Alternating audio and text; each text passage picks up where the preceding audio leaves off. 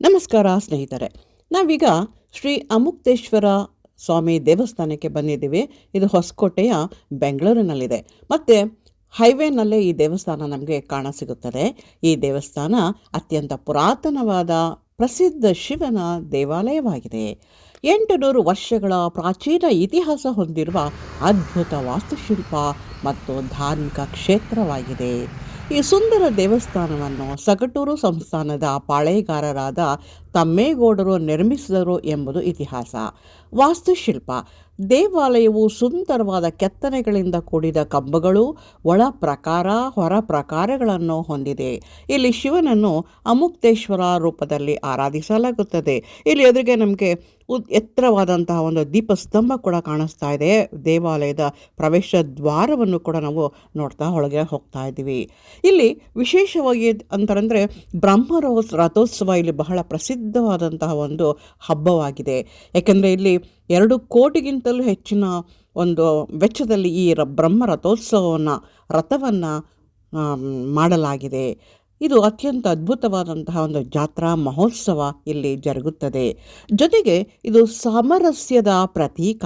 ಇಲ್ಲಿ ಜಾತಿ ಕುಲ ಭೇದವಿಲ್ಲದೆ ಪ್ರತಿಯೊಬ್ಬರೂ ಕೂಡ ಈ ದೇವಸ್ಥಾನವನ್ನು ದರ್ಶಿಸಬಹುದು. ದರ್ಶನದ ಸಮಯ 5ರಿಂದ ರಾತ್ರಿ 9 ಗಂಟೆವರೆಗೆ ತೆರೆದಿರುತ್ತದೆ. ಚೋಳರ ಕಾಲದ ಇತಿಹಾಸ ಹೊಂದಿದ ಈ ದೇವಸ್ಥಾನ ಸುಮಾರು 800 ವರ್ಷಗಳಷ್ಟು ಪ್ರಾಚೀನವಾದುದು. ದಕ್ಷಿಣ ಪಿನಾಕಿನಿ ತೀರ: ಈ ಪವಿತ್ರ ಕ್ಷೇತ್ರವು ಇತಿಹಾಸ ಪ್ರಸಿದ್ಧ ಪಿನಾಕಿನಿ ನದಿಯ ದಡದಲ್ಲಿದೆ. ಹೆಸರಿನ ಮಹತ್ವ: ಅವಿಮುಕ್ತ ಕ್ಷೇತ್ರ. ಅವಿಮುಕ್ತ ಕ್ಷೇತ್ರ ಎಂದರೆ ಎಂದಿಗೂ ಕೈ ಬಿಡದ ಅಥವಾ ವಿಮುಕ್ತಿ ನೀಡುವ ಸ್ಥಳ ಎಂದರ್ಥ. ನಮ್ಮ ಜೀವನದಲ್ಲಿ ಒಂದು ಮುಕ್ತಿಯನ್ನು ಕೊಡುವಂತಹ ಒಂದು ಸ್ಥಳ ಕೂಡ ಇದು ಎಂಬ ಅರ್ಥ ಇಲ್ಲಿ ಬರುತ್ತದೆ. ಉತ್ತರ ಭಾರತದ ಕಾಶಿ ಕ್ಷೇತ್ರಕ್ಕೆ ಅವಿಮುಕ್ತ ಕ್ಷೇತ್ರ ಎಂಬ ಹೆಸರಿದೆ. ಅಂದರೆ ಕಾಶಿಗೆ ಹೋಗಿ ಬಂದ ನಂತರ ನಮ್ಮ ಜೀವನ ಪಾವನವಾಯಿತು, ಯಾವಾಗ ಬೇಕಾದರೂ ನಾವು ನಮ್ಮ ಈ ದೇಹವನ್ನು ತ್ಯಾಗ ಮಾಡಬಹುದು ಅಥವಾ ನಮಗೆ ಒಂದು ಮುಕ್ತಿಯನ್ನು ಕರುಣಿಸುವ ದೇವರು ಎಂದರ್ಥ. ಕಾಶಿಯ ಮೂಲ ಲಿಂಗಗಳಲ್ಲಿ ಅವಿಮುಕ್ತೇಶ್ವರ ಲಿಂಗವು ಕೂಡ ಒಂದಾಗಿದೆ. ಅತ್ಯಂತ ಸುಂದರವಾದಂತಹ ಗೋಪುರಗಳು, ಅಲ್ಲಿರುವ ಕೆತ್ತನೆ ಕೆಲಸಗಳು ಕೂಡ ಅತ್ಯಂತ ಅದ್ಭುತವಾಗಿ ನಮಗೆ ಕಾಣಿಸ್ತಾ ಇದೆ. ಮತ್ತು ಇಲ್ಲಿ ಪ್ರತಿಯೊಬ್ಬರು ಕೂಡ ಈ ಒಂದು ದೇವಸ್ಥಾನಕ್ಕೆ ಭೇಟಿಯನ್ನು ನೀಡಲೇಬೇಕು. ಯಾಕೆಂದರೆ ಇದು ಬಹಳ ಪ್ರಾಚೀನ ಕಾಲವಾದಂಥ ಒಂದು ದೇವಸ್ಥಾನ.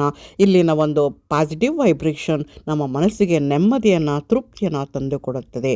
ಈ ಒಂದು ದೇವಸ್ಥಾನದ ಬಗ್ಗೆ ಕೊಟ್ಟಿರುವ ಮಾಹಿತಿ ನಿಮಗೆ ಇಷ್ಟವಾದರೆ ಲೈಕ್ ಮಾಡಿ, ಸಬ್ಸ್ಕ್ರೈಬ್ ಮಾಡಿ, ತಾವು ಸಹ ಒಮ್ಮೆ ಭೇಟಿ ಕೊಡಿ.